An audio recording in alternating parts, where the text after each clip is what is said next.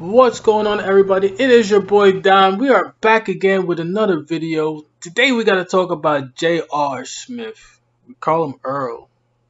That's what we call him, really. We call him the Henny God. We call him J.R. Swish. But in reality, they call him J.R. Smith. And for me, this pickup right here for the Lakers is good depending on how you look at it.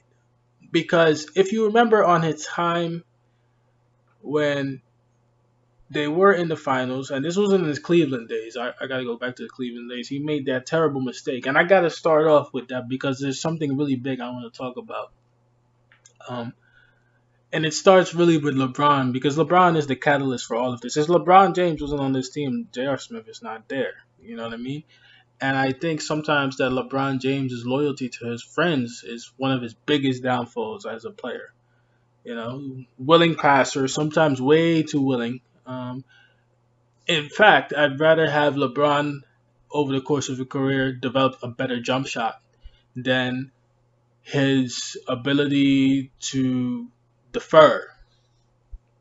And he's always been this way because for him, it's always been about the better pass, even though that doesn't necessarily lead to the better play. You know what I'm saying? And when it comes to J.R. Smith, if you've seen that mistake, and I'll put the clip in there of the finals mistake, the infamous meme, something like that, you can't recover from that, in my opinion. And if it was somebody else, let's say same franchise, Kobe, rest in peace to him. Kobe would never allow J.R. Smith to be anywhere near that facility ever again. You know what I mean? Because those are game time decisions that you can't coach. And I know this is different because Avery Bradley opted out for the season, and for the remainder of the season, it doesn't really affect their salary cap as much. And I get it, there's more pluses than minuses. But when we talk about the structure of a team and if we talk about mental mistakes, J.R. Smith is so prone on those. He is so prone, even though offensively he's great. I'm a Knicks fan. I've seen it. I've seen the games that he can play. He can light it up from three. That's great. He can put on some solid performances. I'm not knocking that. But I'm just saying, as a player, sometimes your mental focus is important. Take a guy that's way less skilled than J.R. Smith, for example, Patrick Beverly. You know, Patrick Beverly is an okay basketball player, but the focus that he brings on defense is so high that he becomes very important on the court. You know what I mean? And J.R. Smith doesn't have those type of things. That's why that mistake happened in that game one. After they lost that game a couple years back, Cleveland had no shot, and they lost every game after that, and then that was pretty much it. You know what I mean? So that's why I don't really think that this is necessarily the best pickup in the world, but it doesn't hurt them. But I think in the end, it always shows you with LeBron, his loyalty to his friends will always cost him, because he's gotten a couple of championships so far. He'll never really, I don't even think he'll get five. And like I said in the other video, please check that out. I don't even think this NBA season will finish, to be honest. I don't think it will. But having J.R. Smith helps. I mean, you have Anthony Davis now.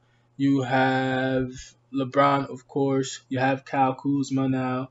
And you have J.R. I know the Dwight Howard as well.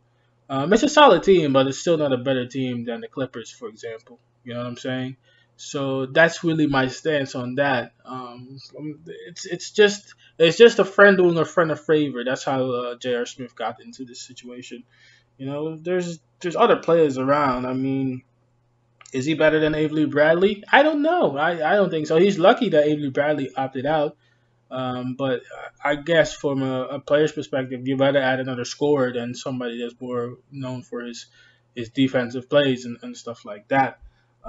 If I look at his percentages, he has about, I think it was in the 2018 season, 2018-2019 season. He appeared in 80 games, made 61 starts, JR, 8.3 points, 2.9 rebounds, and 1.8 assists while shooting 40.3% from the field and 37.5% from three.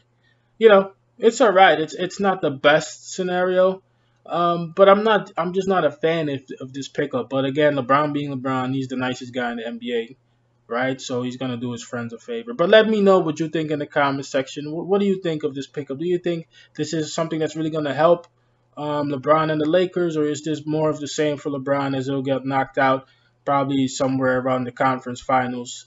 around that nature. But let your boy Don know in the comments section. And thank you as always. And I'll see y'all next time, man. Peace. I'm out.